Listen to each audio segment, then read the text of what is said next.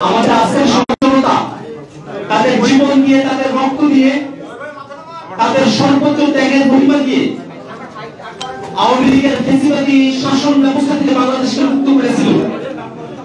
এরপর আমাদের আশা ছিল বাংলাদেশে আওয়ামী লীগের চ্যাপ্টার ক্লোজ হয়ে গেছে, কিন্তু অত্যন্ত দুঃখের বিভিন্ন পর্যায়ে আওয়ামী লীগকে পুনর্বাসন করবার নানা ধরনের ষড়যন্ত্রের কথা আমরা বিভিন্ন সময়ে শুনে থাকি। ভারত সরকার শেখ হাসিনাকে বাংলাদেশের বিচার বিভাগের কাছে হস্তান্তর তো দূরের কথা, শেখ হাসিনাকে দিয়ে আওয়ামী লীগের ভেরিফাইড ফেসবুক পেজে বক্তব্য আয়োজনের সুযোগ করে দিয়েছে।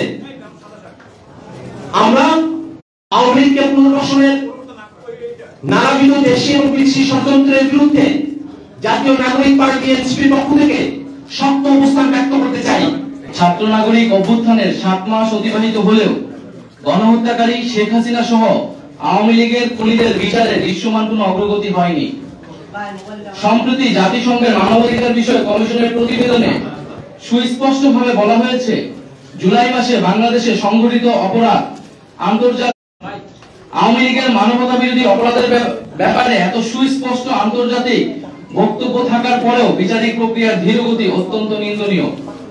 জাতীয় নাগরিক পার্টি এনসিপি দায়িত্বশীল পদ থেকে এই ধরনের বক্তব্য অনাকাঙ্ক্ষিত। এনসিপি মনে করে বিচারিক কার্যক্রমের পরিণতি দৃশ্যমান হতে হবে।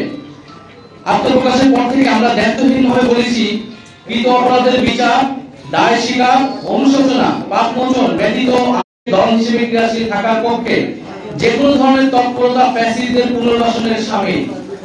এনসিপি জুলাই গণহত্যা সহ বিগত ফ্যাসিবাদী রেজিমে সংঘটিত অপরাপর গণহত্যা ও মানবতা বিরোধী অপরাধের বিচারের নিশ্চয়তা চায়। বিচার চলাকালীন বাংলাদেশে রাজনীতি করার সকল অধিকার হারিয়েছে। মানবতা বিরোধী অপরাধের দায়ে আওয়ামী লীগের বিচার চলাকালীন আওয়ামী লীগ এবং ফ্যাসিবাদের সকল সহযোগী ব্যক্তি ও সংগঠনের রাজনৈতিক কার্যক্রমকে নিষিদ্ধ ঘোষণা করতে হবে।